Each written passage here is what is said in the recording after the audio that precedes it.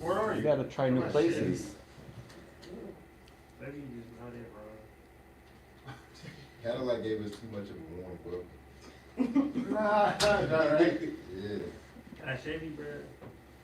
I'm getting weird looks and stuff. Getting what? Weird looks. Weird looks. It's, Chevy, it's just like, I gotta watch over my shoulder. Chevy's. Talk to the manager or something. I don't know where to look. I don't know where to Or you can go to a different, you know the bays that they have like 1, 2, 3, 4. You can go over there too if you like. Those guys are pretty cool. I'm not saying Thomas is cool. Not Thomas. It's not Thomas. I'm saying like other people. There's certain people in there. Yeah, they be minding their own business. They doing their own thing. I know that, but it's like rude. I was like hello, what's going on? It's 3 people. No one said nothing.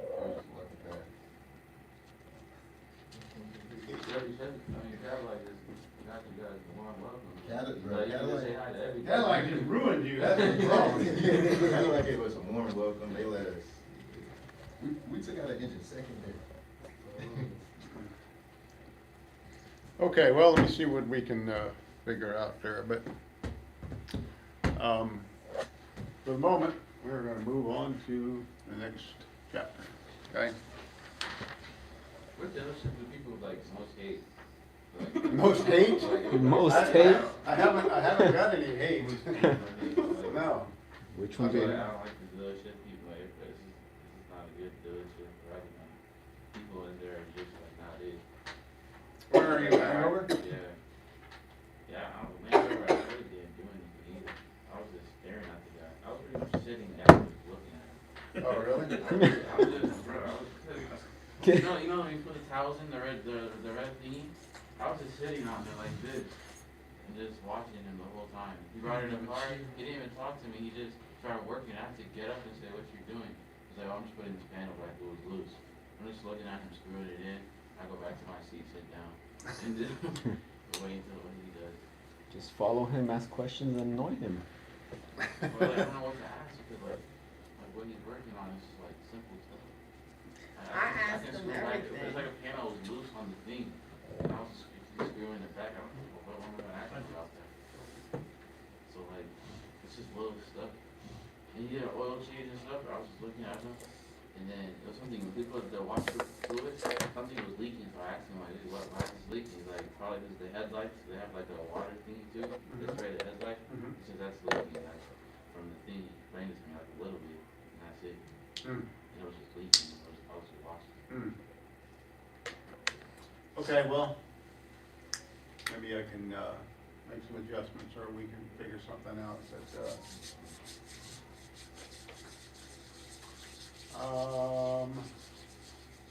Subaru, how'd Subaru go? It's not like Chevy. It's what? It's not like Chevy. Yeah, well, I told you, they're all different, yeah. Who are you working with there? Louis. Yeah. Yeah, he came from this class. Yeah. Mhm. Ask him to let you touch your car or something. Oh, He what? Ask. Get some hands-on training. He didn't let me touch a car. Oh, really? Yeah. Okay. Did Louis and Tom take the class together? What's that? Did Louis and Thomas take the class together? Not together, no.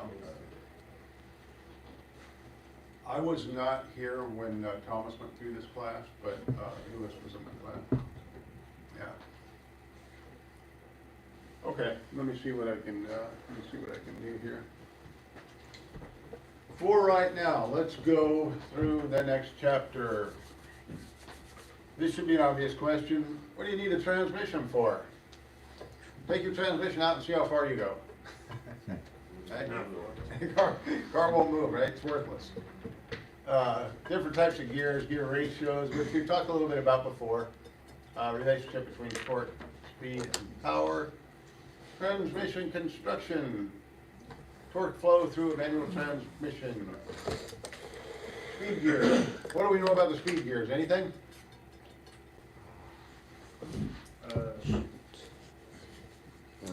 First, second, third, fourth, fifth, and sixth. Okay, those are speed gears. Yeah, what else you know about them? Anything? They change. You engage different speed gear every time you change gears, right? Yeah. How does that work? They had these little things. They do have little things, yeah. I forgot what they call it, though. I forgot what they call it. They go what? I forgot what they call it when they spin. Mm-hmm. I think like the bigger So, they so are- the speed gears normally are just free floating on the input shaft, right? As soon as you put it in a certain gear, it engages that gear and it stops it so that it actually spins the shaft, and that is your gear ratio for that gear. So, anyway, we'll Except go for with that. reverse. Reverse has a separate. Reverse has its own gear, yeah, Mhm. and normally have an idler gear too. What that does, it changes the direction of rotation so you can back up. Remember when we watched that video earlier, it said, and they mentioned the fact that reverse, the gears on reverse are typically straight cut teeth. Mhm. Straight cut teeth are noisy. That's why when you've got a manual transmission, put it reverse, it whines. When you back up, right? It's because the gears are straight cut teeth, right? So what about the vehicles like those, and it's mainly on the older trucks, where they're like what is that term? Hard shifting? Hard shift, is that a right term? Hard, I heard it from somewhere before, I I don't don't know, it know. popped into my head. But it's I don't know, it just popped into my head, I heard it before, you're not familiar with it? Mhm. Has anybody heard of that, hard shifting? Like for the older vehicles? I mean, any manual transmission can be hard shifting if something's wrong. Okay. You know what I mean? If the clutch isn't adjusted right, and it's not, and the clutch disc isn't completely disengaging when you push the clutch in, then it's gonna be hard to shift. It's gonna be hard to get into gear, especially reverse. That's usually one of the hardest to get into. And obviously, the car has to be stopped in order to put it in reverse. That's kind of a common sense, right? Okay. All right. A little bit of procedure for diagnosis, removing, all that kind of stuff. Vehicle requires a lot of torque to start off, climb hills, and it doesn't require that much to move once it's on level ground. Remember when we talked about cylinder deactivation when we were doing engine stuff? Yeah. Okay? The reason is, obviously it takes a lot of power to get the car moving. Once it's moving, you know, object in motion thing, right? Doesn't require that much. So they can kill cylinders on, let's say your V8 powered whatever, right? Once it gets going, you're driving down the road, it can disable 2 cylinders or maybe 4 of them. Because you don't need all of those to just keep it moving. Same with gear ratios, okay? You gotta have a lower gear ratio to get the car moving and climb hills, that kind of stuff. Doesn't require quite as much as on level ground. Using the gears and the speed, engine speed to increase at low vehicle speeds, yet it still permits the engine to drop to a higher speed, save fuel. Drop at a higher speed, not to a higher speed. Okay, different types of gears, and we'll go through those in a little more detail after we go through this. Spur gear consists of a gear blank with straight cut teeth around its entire circumference. The helical gear, that's the one that has the teeth cut at an angle. External gear, teeth on the outside. Internal ring gear, that's kind of like a ring gear for planetary gear set. Has teeth along the inside of it. Bevel gears are cut at an angle to the outside gear surface of the hypoid gears. That's what a rear differential typically is. A hypoid gear means it's a gear set, the ring and pinion, where the center line of the pinion gear is below the center line of the ring gear. Okay, that's what a hypoid gear set is. Typical example of what they call a spur gear, just straight cut teeth. And these are noisy.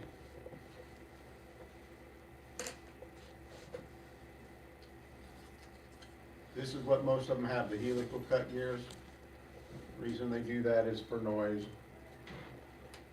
They're a lot quieter. Problem with them is they like to push away from each other because of the angle that the gears are cut. In fact, if you look at these 2 pictures, you got 2 straight cut gears here, right, that are turning with each other. These aren't trying to force themselves away from each other, but these are. See the arrows here? Because of the angle the teeth are cut on the gear, they try to push themselves away from each other when they're turning. So obviously they have to have some sort of support there to keep the gears meshed.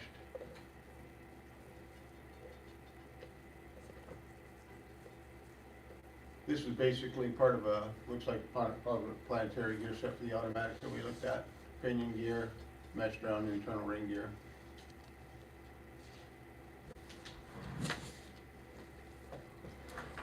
Okay, we went through gear ratios a little bit before, right? All that is how many rotations of the driven gear does it take to make, or the drive gear to make the driven gear make one full revolution? In this case, you have 45 teeth on the ring gear, 15 teeth on the pinion gear. If you divide 15 into 45, you get 3, right? Gear ratio is 3 to 1. This makes 3 rotations for one of this, okay? Is that gear reduction or overdrive? You said is it what? Is it gear reduction or is it overdrive? Gear reduction. Right. Remember, if it's any number less than 1 It's overdrive. is overdrive, yeah. Okay, so that is still gear reduction. If you have 2 gears that mesh together, they rotate in opposite directions.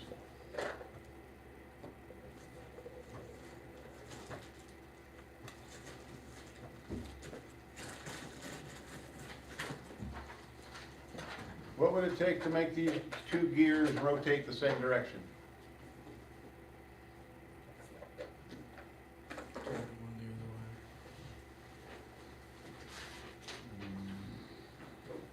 Any idea? No? No. Okay, we'll get to that. Double gears change direction rotation, typically using differentials. That's what they call a high point gear set as well. This is a picture of rear differential assembly. It uses the high point gear set to provide a change of the direction of torque for gear reduction, torque increase to the drive wheels.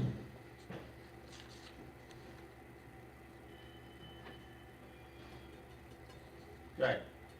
Gear ratio, expressed as number of rotations the drive gear must take in order to rotate the driven gear 1 full revolution.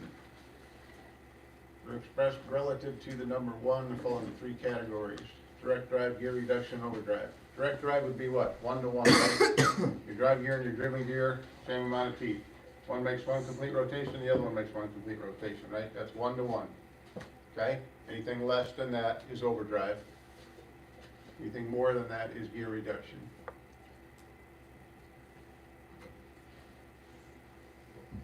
Your direct drive, when the gears are the same size, have the same amount of teeth, turn at the same speed. Gear reduction is if one gear drives a second gear that has 3 times the number of teeth. Smaller drive gear must travel 3 complete revolutions in order to make the larger gear rotate once. Overdrive is obviously just the opposite. So is that to go to his favorite movie, Fast and the Furious? So when they mention overdrive, I think in that movie, right? So that's what that basically is. And then that's just for when you, They're talking about overdrive and Fast and Furious. They're talking about NOS and just boost. say that again? And Fast and Furious, when they say overdrive, they're just talking about going faster than they already were. Oh, They're okay. not actually talking about overdrive. Oh, okay. They just say it because it sounds cool.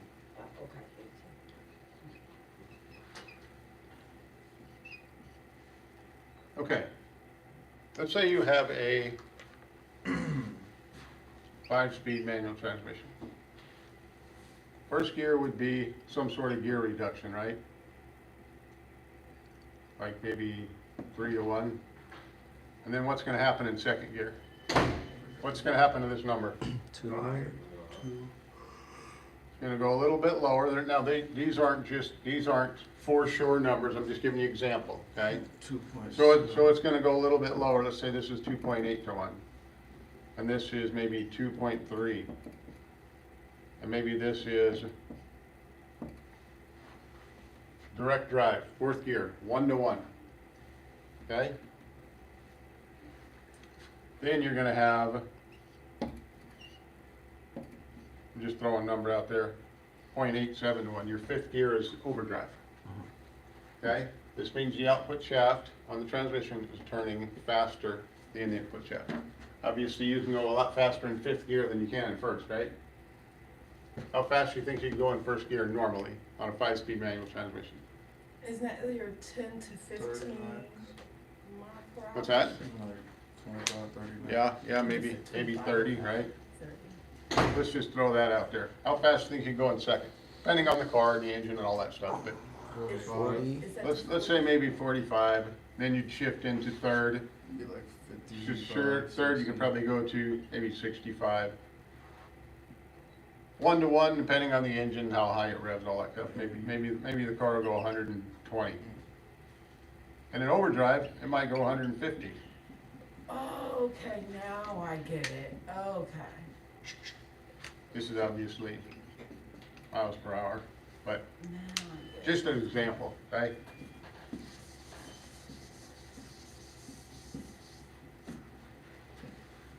That does not erase very good.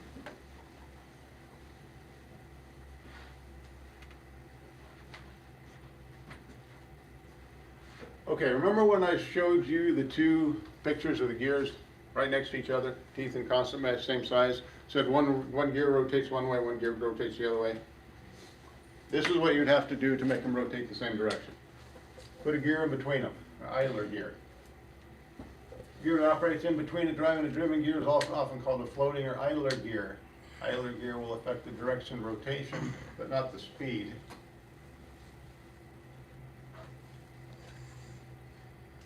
Okay. Your gear ratio is numbered, determined by dividing the number of teeth on the driven gear by the number of teeth on drive gear. Again, simple math here. What's the gear ratio here? 12. 1 to 2. 2 to 1, I mean. 2 to 1, right? 24 and 12, right? Divide 12 into 24, you get 2, right? 2 to 1 gear ratio.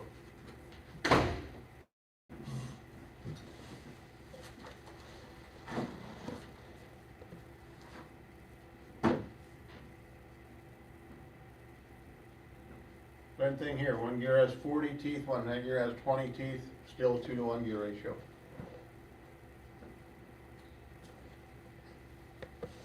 What about this? What's the gear ratio here? What is it? Okay, 3 to 1, right? Yeah. This is gonna rotate 3 times in the time this makes one direction, or one rotation, right? All you have to do is divide 8 into 24, you'll get 3, right? This is just the opposite. Same amount of teeth on the gears, just like we saw here, right? This is 3 to 1 gear reduction. This is a 0.3 overdrive. What's the difference? Why is one a 3 to 1 gear reduction, the other one's a 0.3 overdrive? Is it going in the opposite direction? No, Going the same. the gears are turning in the opposite direction. Yeah. Okay, let's look at this again. This is the gear that's driving this gear. Oh, so in overdrive, then the driven gear, the drive gear. This is the gear that's driving this Is gear. the oh, Mhm. okay. So imagine this is your output shaft in your transmission, and this to your rear axle. So this makes one rotation, and this makes 3. So in this, So that's why you can go so much faster in overdrive than you can in first gear. it's so overdrive is just working in the opposite. The drive gear is the main component. They're just using this as an example. Okay, Mm-hmm. both are 8 and 24. Yeah. It's just that this is the gear, this is the power gear. This is coming from the transmission. This one's sending power to this gear, and this gear is sending the power to the wheels. Okay. Okay? So, this would have to rotate really fast in order to get this to go at once, right? Mhm, yeah. So this gives you maximum torque, but you're not getting very much speed out of the car. Maybe, whatever, 30 miles an hour in first gear. Okay. Okay?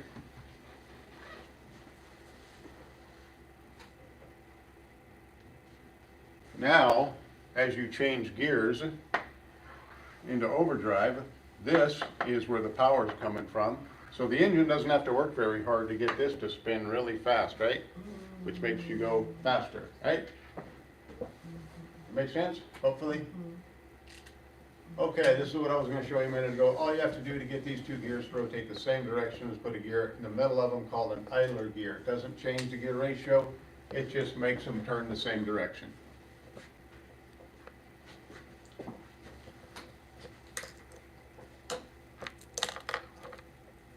Okay, in an overdrive gear ratio, what is the relationship between the drive and the driven gear?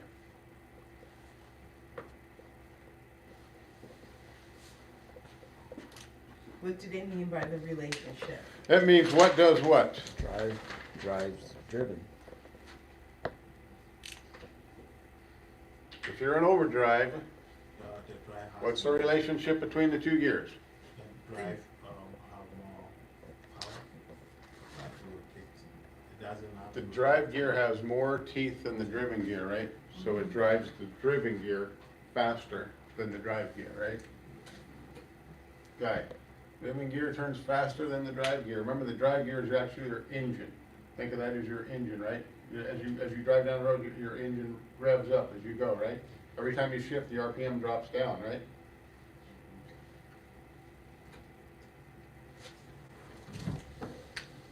Okay, gears apply torque much like a wrench does. Each tooth of a gear is actually a lever.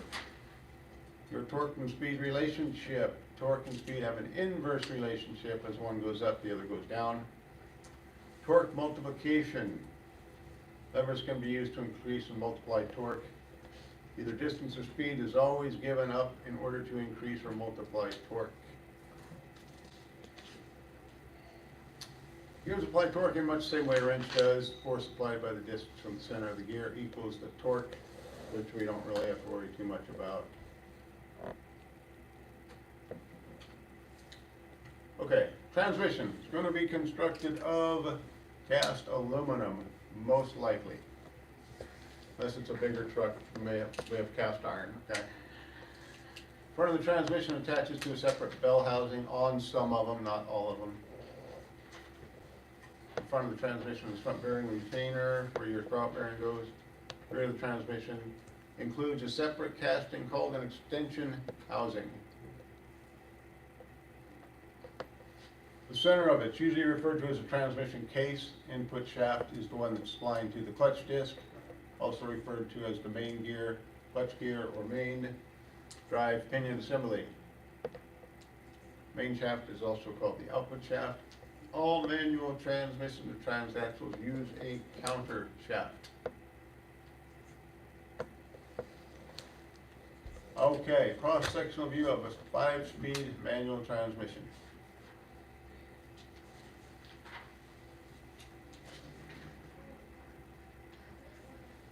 I think that picture is in the book as well. Remember when we were talking about automatic transmissions, we were talking about the number was basically how much torque the engine or the transmission was capable of. Kind of the same thing on a manual. It says what's meant by a 77 millimeter transmission. It's just the difference between the center line of the input shaft and the counter shaft. That distance there.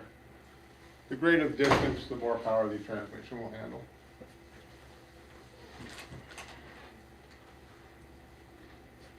Okay.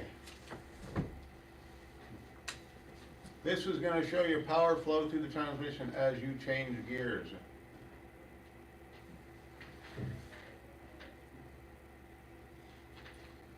Fifth gear in this case is direct drive. You notice the power flow is straight through.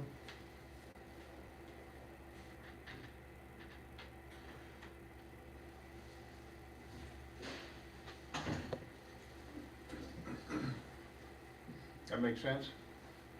Kinda? Yeah. Want to see it again? Yes. Okay. First gear. And this line here is obviously showing you the power flow through the transmission. Okay? Now it's in fourth gear. Or fourth gear, there you go. Fifth gear. Neutral, reverse.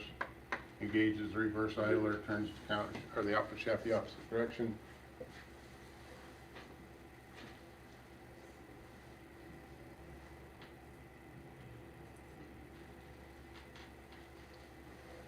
So these are your speed gears, okay? So remember I said these gears are free floating on this shaft? So whatever gear you put it in, these synchronizer rings will lock that gear to the shaft, and there, that your power flow goes through that particular gear, and you have that particular gear ratio.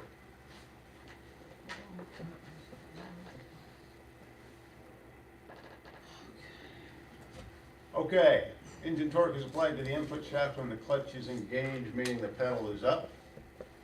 Torque is applied to the main gear. Engine torque is multiplied by the gear ratio difference between the main gear and the cluster gear. The engine torque is then applied to the drive wheels, to the drive shafts, differential, drive axles, all that kind of stuff. Okay, as we just saw in that little animation there, speed gears on the main shaft are free to move on the shaft and are connected to the main shaft through a synchronizer hub when a shift is made. So those are just free-floating gears until you select a gear, and then it locks that particular gear to that main shaft, and that is the gear that you have. Gears that rotate on the main shaft are called speed gears, and they're free to rotate on a film of oil or on a bearing. Still going to have oil.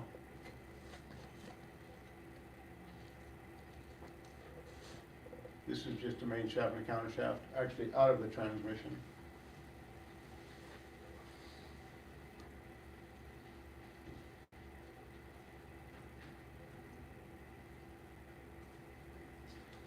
Okay, this is just going to show you kind of how the synchronizers and the interlocks and all that kind of stuff work as it shifts gears. They use synchronizers in them, sometimes just shortened as synchros. One of the things the interlocks do in the shift linkage itself or inside the transmission is to prevent selecting two gears at the same time. Okay?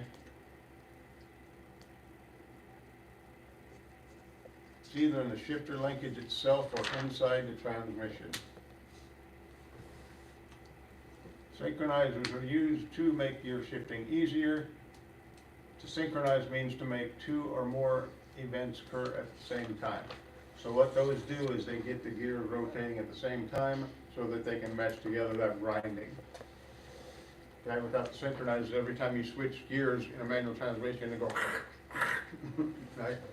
Eventually grinding gears away and nothing left of it, right? Ensures two gears to be meshed are rotating at the same speed. That's what the synchronizers do. Okay? Can you grind if you don't put it all the way in? If you don't push the clutch all the way in? If you put the switch on, put it in like reverse. Oh, You yeah. put it halfway. Yeah. And let off the clutch and go. Oh, yeah, for sure it will, yep. Yep, because you don't have the gears meshed all the way and they pull away from each other. Yeah. Yeah. Sure will. Happened to me once. I was gonna put it back. It's not a very pleasant sound, is it? It was Like, scary. oh, I thought I hit something. Yeah. And I was backing up. And then the thing went back to neutral. I was like, oh, I threw it all the way in. Oh, yeah. Okay, your synchronizer. Couple of different designs, all are similar, including a hub, sliding sleeve, locker ring, keys and springs. We saw that in the animation, or I'm sorry, in the YouTube video this morning. Okay, the operation of the synchronizer. With force on the sleeve that moves it toward the top speed gear, the sleeve inserts contact the stop or blocker ring. Synchronizer ring engages on the cone of the speed gear. That causes both of those assemblies to rotate at the same speed, so you can change gears without grinding the thing apart.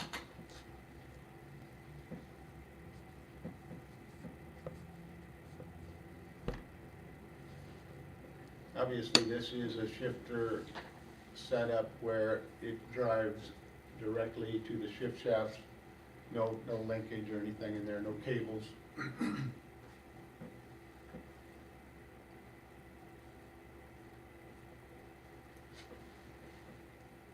Okay, this is how your synchronizer works. When a shift is made, the sleeve is moved toward the speed gear. Sleeve presses the stop ring against the cone area of the speed gear. The friction between the stop ring and the speed gear causes the speed of the two to become equal. The speed gear causes, and permitting the sleeve to engage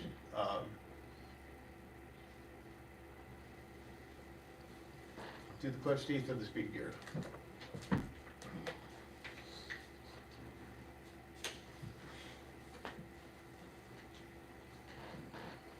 And that is what one actually looks like if you were to have it out of transition.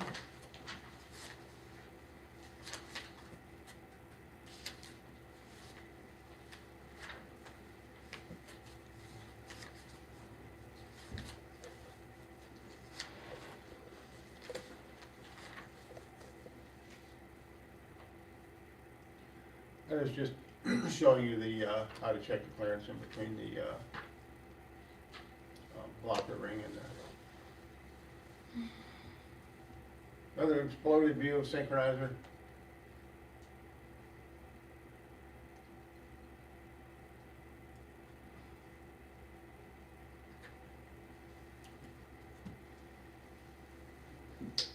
That's probably not going to help you much. More synchronizer stuff. We saw a little bit of this in that video as well.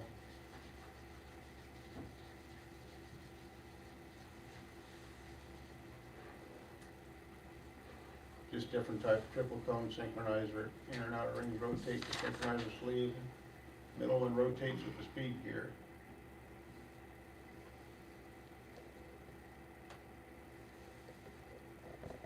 Okay. So what is the purpose of the synchronizer? To align, to keep, Yeah, that. yeah, to align and to keep. There you go. To keep two things synchronized at the same time. Okay, pretty much, yeah. Make sure the two gears that are going to be meshed together, rotating at the same speed so they can mesh together without beating each other up, right? All right. 5-speed manual transmission, torque flow. Neutral. All the synchronizer sleeves are centered on the hubs. That means nothing is engaged, right? First gear. Shift linkage slides the 1-2 synchronizer sleeve rearward toward the first speed gear. So if you're familiar driving a manual transmission, where is first gear? Forward or backward? Right. Forward, right? On top left. Okay. It says it slides the synchronizer sleeve rearward toward the first speed gear. So what does that mean? So that means, let's say this is your shifter and this is your synchronizer sleeve. You put it in first gear, it pushes it backwards, okay? So it pushes it rearward toward that first speed gear, okay? Second gear, shift linkage slides the 1-2 synchronizer sleeve forward away from the speed gear. This means when you go into second, you're forward now on the slider. Third gear centers the 1-2 synchronizer so you can't get into those two gears at the same time. Moves the 3-4 synchronizer back toward the third speed gear. Fourth gear moves the 3-4 sleeve forward, away from the third speed gear toward the input shaft of the drive gear.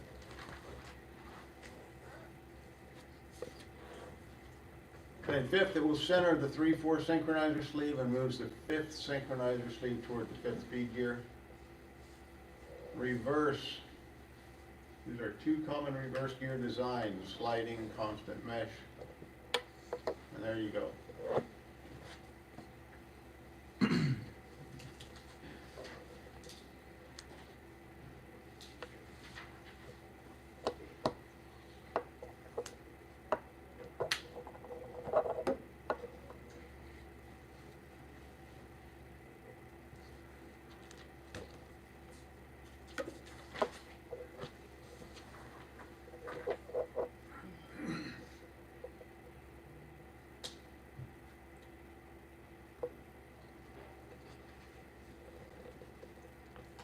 More gear animation. Again, just showing you power flow. If you follow the arrows from the input shaft to the output shaft, it will tell you what gear is engaged, and that's your power flow. Third, fourth. So what's going on in fourth gear? Straight through, right? So 1-to-1 gear ratio. No overdrive, no gear reduction. Okay?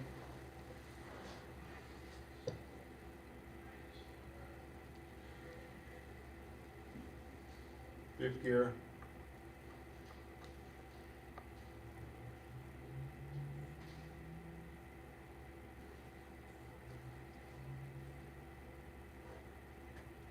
.86-to-1 overdrive in fifth gear in this particular example.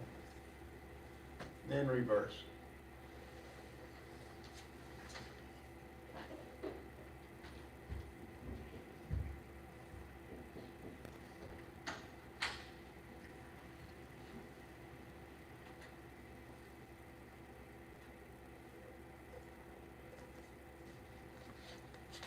Okay.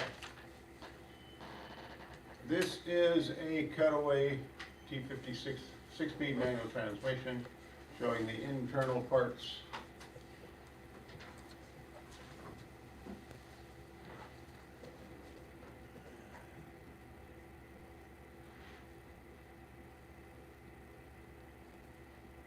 Yeah, it's just going to go through the same thing there.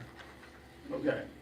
Most transaxle speed gears and synchronizers on both the input and output shafts. Differential assembly is also called the final drive, which we talked about in automatic transmission. Attaches the output shaft, splits the torque to the front drive axles.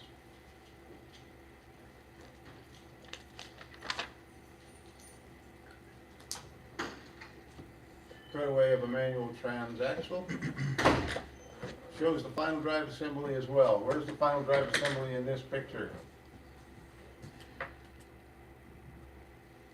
So, last one right there, the big one up front. Just right here? Okay, this is the final drive of the differential assembly in this transaxle, right? Axle hooks here, goes up to your front wheels.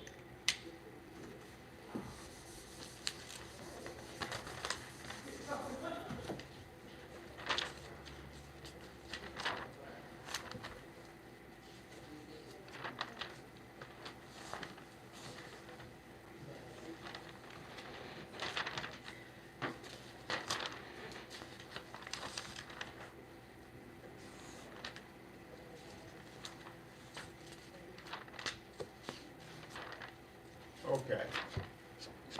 Some all-wheel drive vehicles will have a differential or clutch between the transaxle and the transfer unit. There are a couple that's not needed on these vehicles, which we'll get into in another part.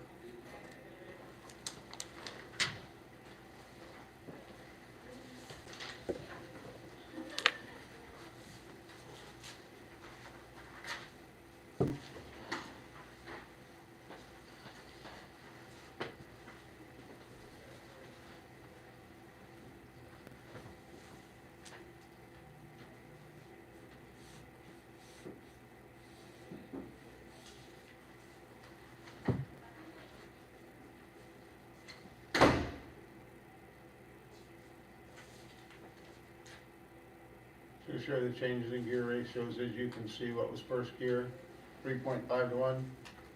Second gear, 2.5-to-1. Third gear, 1.24. Fourth gear, almost 1-to-1, 0.95. So it's a very, very small overdrive gear. Fifth gear, that's your real overdrive, 0.75-to-1.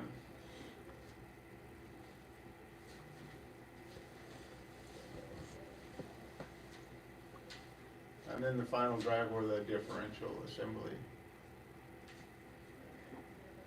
Sends the power to the axles. And then your reverse. Reverse is always a low gear ratio, somewhere around 3.5-to-1. Okay. As far as removal goes, again, nothing really to get excited about there.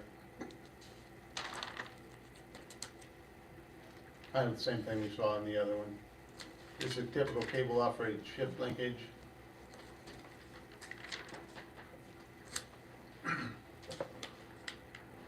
Before disassembling the transmission or transaxle, drain the fluid, dispose of it properly.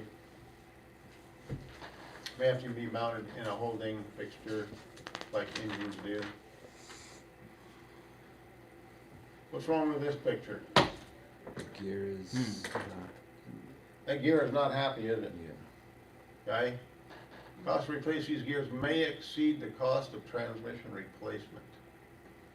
What? So just replace the entire transmission rather than just the gear. Yeah, sometimes replacing certain parts is costs more than just putting a whole new transmission in.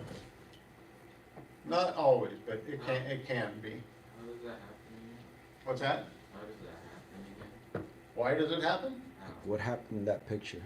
Oh, it happened? I don't know how it happened, but obviously the gear teeth are all chewed up there. I don't know if it had bad synchronizer and it just kept grinding, you know, every time you put it in gear, which is possible. Is that something that you would be able to feel and or hear? Oh, yeah, you'd feel it and hear it when you were driving the car. Every time you put it in that gear, whatever speed gear that was, you'd hear it grind.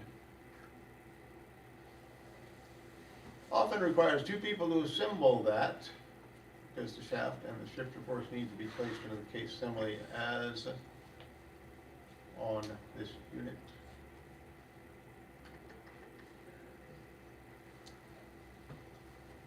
Map ring pliers for that. May have to use a press on some of those. This is just a dial indicator setting into play on the input shaft. Okay, hard to shift problem diagnosis. This is gonna be something that you're gonna have to pay a little bit more attention to because this is more of the basics that you're gonna be questioned and quizzed on, okay? Several items that could be worn or defective can cause a manual transmission transaxle to shift. Difficult to shift. Clutch not fully disengaging.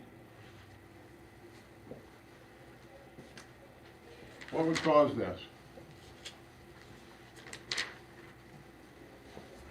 Give me an example of something that would cause a clutch to not fully disengage. Lack of lubrication, worn teeth, something with that wire thing that connects the shifter to the shifty thingy, wire thingy. Getting way too technical. Okay, let's start with some basic stuff. If you had a clutch that was not fully disengaging,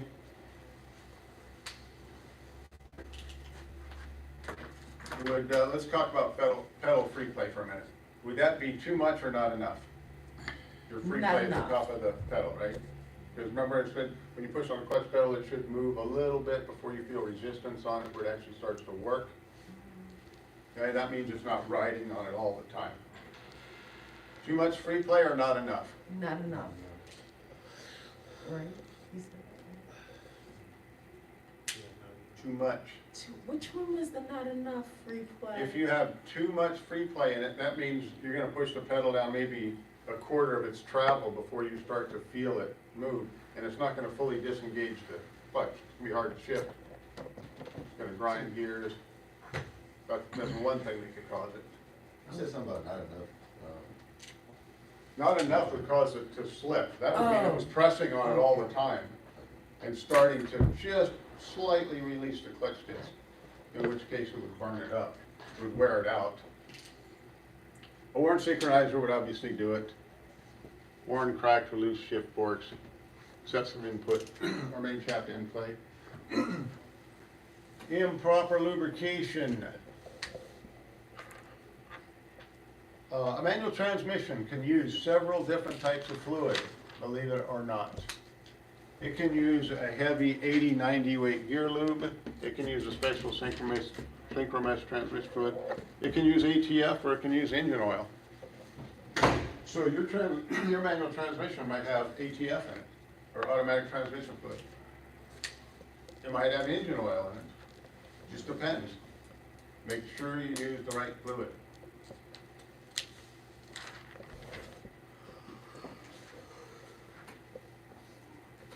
Synchro mesh, okay, this is gonna go through transmission disassembly of this particular one. We'll just look at the pictures real quick, like.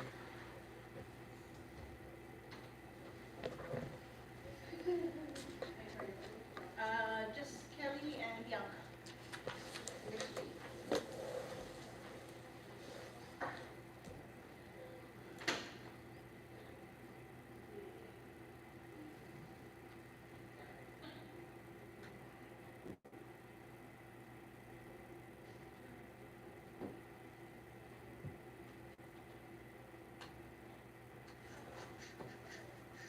This is just another part of just service.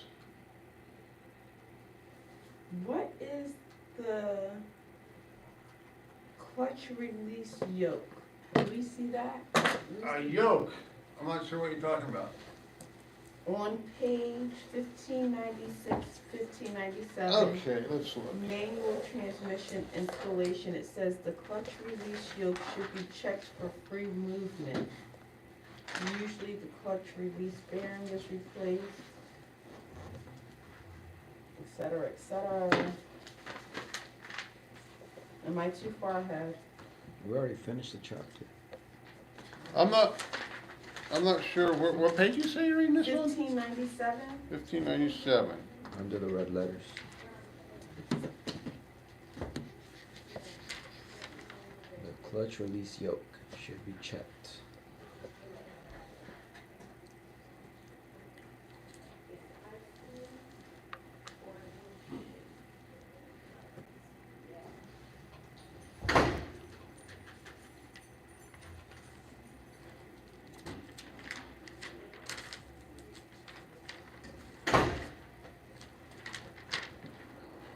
I'm not sure what they're calling a yoke there, but the clutch release yoke, I'm not sure exactly what they're talking about there, should be checked for free movement. Usually the clutch release bearing is replaced, ensuring that the new bearing is securely attached to the clutch release yoke. I'm not sure what they're talking about as far as a yoke goes. Because the release bearing is hooked to the clutch fork, okay? And then as you depress the clutch pedal, whether it's hydraulic or mechanically linked or whatever, it's going to push that throw-up bearing into the pressure plate, releasing the springs and releasing the clutch disc. I'm not sure what they're referring to as a yoke, though.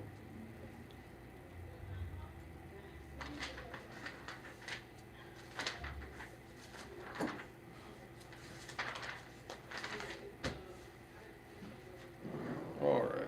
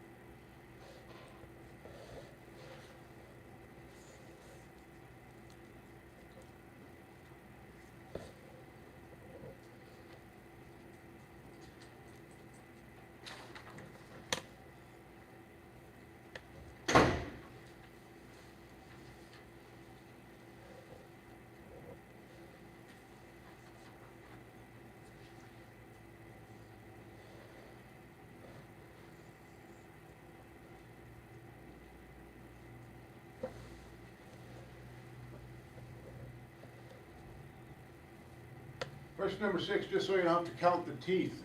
The drive gear has 8 teeth, the driven gear has 24. Yep. 3 to 1. Yeah. Okay.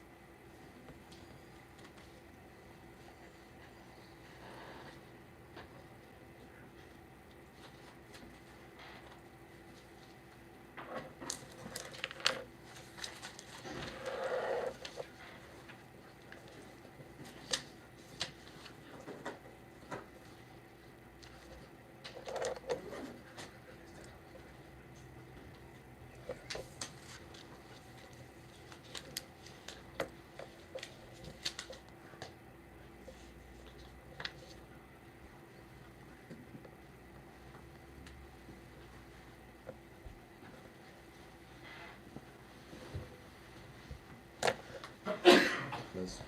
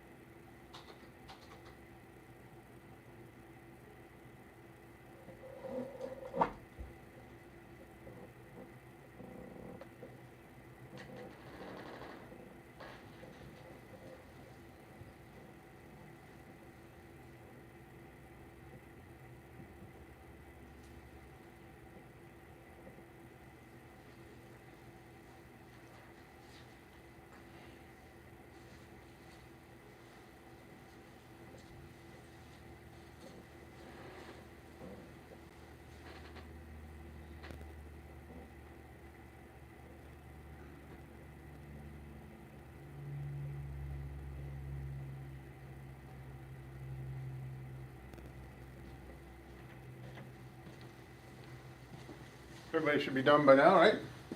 Okay. Let's go. Which part of a synchronizer is splined? Splined to the shaft. Splined to a shaft. Splined has E's, E-E-N-E-D. I did not use the book. I think it is the synchronizer sleeve. You should have used the book. B. Oh. I knew. Hub, B. The detent mechanism inside the transmission is used to, is it C? What's that? Is it C? Negative. B. Negative. Locate the synchronizer sheaves in the correct position.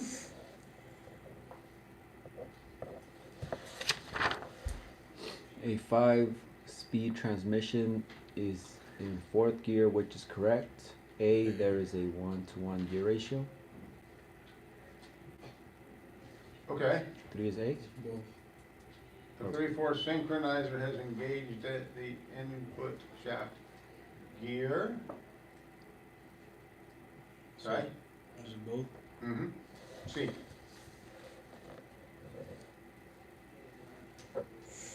Normally 5th gear is overdrive, so 4th gear is 1-to-1, so we knew that was good, right? 3/4 synchronizer is engaged the input shaft gear. Question for, the driving gear has 15 teeth, and the driving gear has 29 teeth. Technician A says that the output gear will be going faster than the input gear. Technician B says the ratio is 86.1,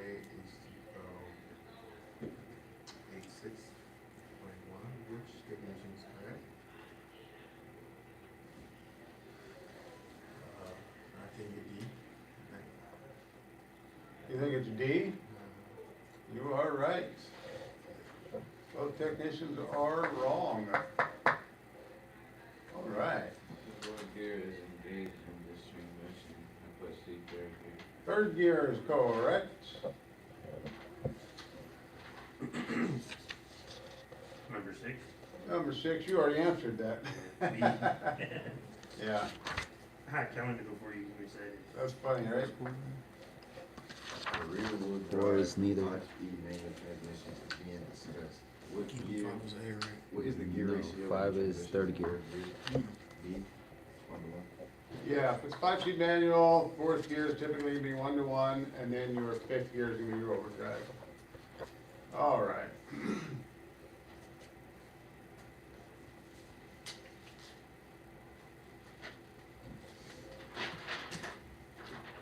When one synchronizer is shifted into gear, the movement of the other shifter forks is blocked by the A?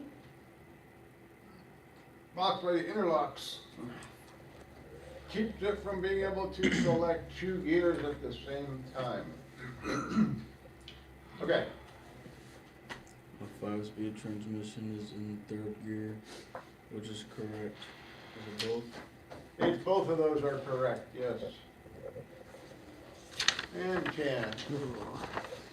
Technician A says that snap rings are used to hold many components of a manual transmission / transaxle.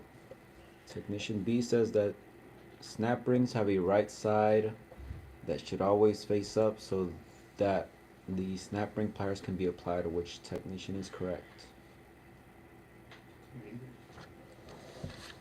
What's that? What answer did you come up with? A, You're half right. both. Surely is.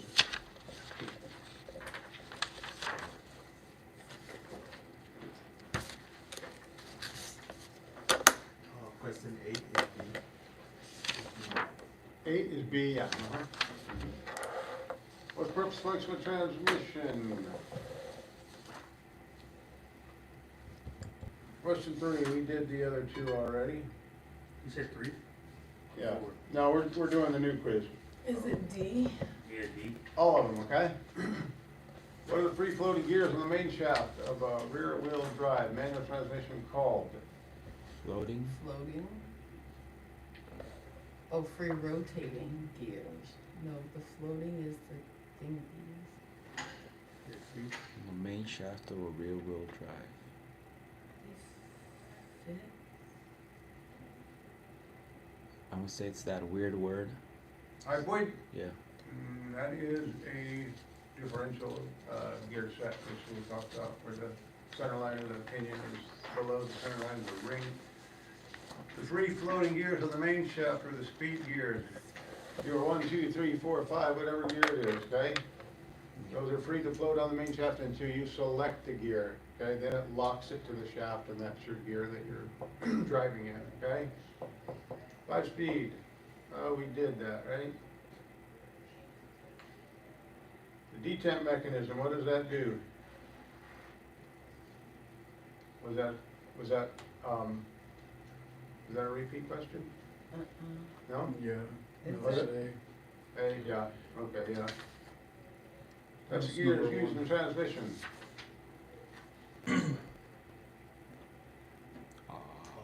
All? It could use all of those, right? What's a cluster gear supported by? Cluster gear. If you're not sure, pick the long one.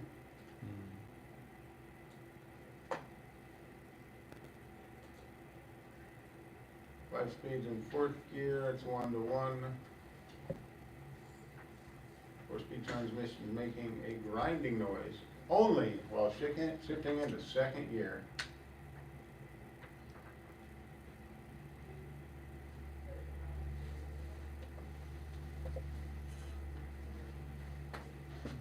Both. What's that? Both? Both?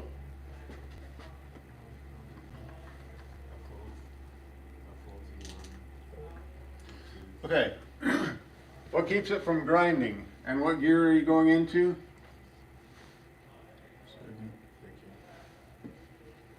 Synchronizer keeps it from grinding. It synchronizes the speed of the two gears to be matched so they don't grind, right? 1, 2, synchro sleeve.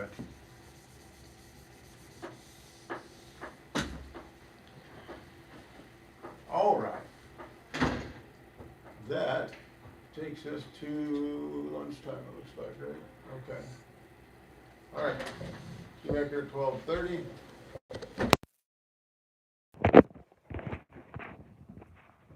I'm back with you, chapter quiz.